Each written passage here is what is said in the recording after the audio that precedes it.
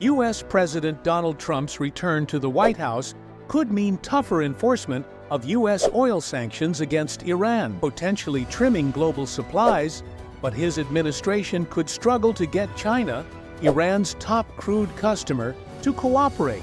Analysts said cracking down on OPEC member Iran would support global oil prices, but the effect could also be offset by other Trump policies, from measures to expand domestic drilling, the imposition of tariffs on China that could depress economic activity, or an easing of relations with Russia that could unfetter its sanctioned crude shipments. Trump cuts both ways for oil prices, said Clay Siegel, an independent energy strategist in Houston, adding that tariffs and trade wars would pull down U.S. gross domestic product and oil demand with it. Iranian crude exports have shot to the highest level in years in 2024, as the country found ways to sidestep punitive sanctions targeting its revenue. Trump reimposed the sanctions during his first presidency after he unilaterally withdrew the U.S.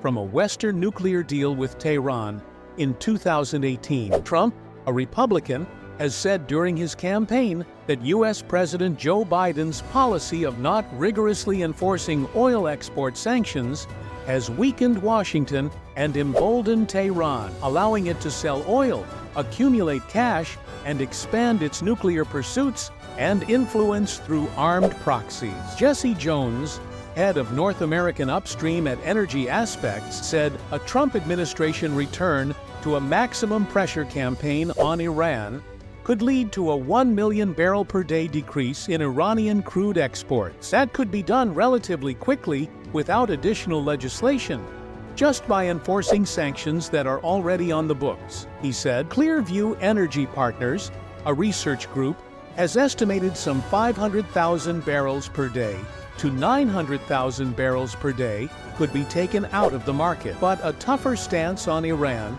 also means cracking down on China, which does not recognize U.S. sanctions and is the Islamic Republic's biggest oil customer. The million-dollar question is how much significant financial pressure you're willing to put on Chinese financial institutions, said Richard Nephew, a Columbia University professor and a former U.S. Deputy Special Envoy for Iran. Nephew said China could retaliate by strengthening work in the BRICS Club of emerging economies, consisting of Brazil, Russia, India, China, South Africa, and others, including by reducing reliance on the dollar in deals in oil and other goods. Trump spoke at the New York Economic Club in September about the risks to dollar dominance that sanctions can bring. I was a user of sanctions, but I put them on and take them off as quickly as possible, because ultimately it kills your dollar, and it kills everything the dollar represents, Trump said at the time.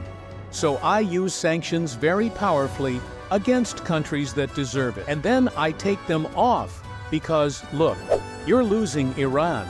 You're losing Russia, he said. China and Iran have built a trading system that uses mostly Chinese yuan and a network of middlemen, avoiding the dollar and exposure to U.S. regulators, making sanctions enforcement tough. Siegel said cracking down on Iran could be bullish for oil prices, but the impact could be muted, especially if Trump follows through on campaign promises to impose blanket tariffs on U.S. imports to protect domestic manufacturing, including 60% levies on anything from China. A trade war that pulls down GDP would reduce oil demand and take prices lower, Siegel said. Ed Hers, energy fellow at the University of Houston, said Trump was also likely to ease sanctions on Russia's energy industry, imposed by Western countries as punishment over Russia's invasion of Ukraine. Trump promised during his campaign to settle the war in Ukraine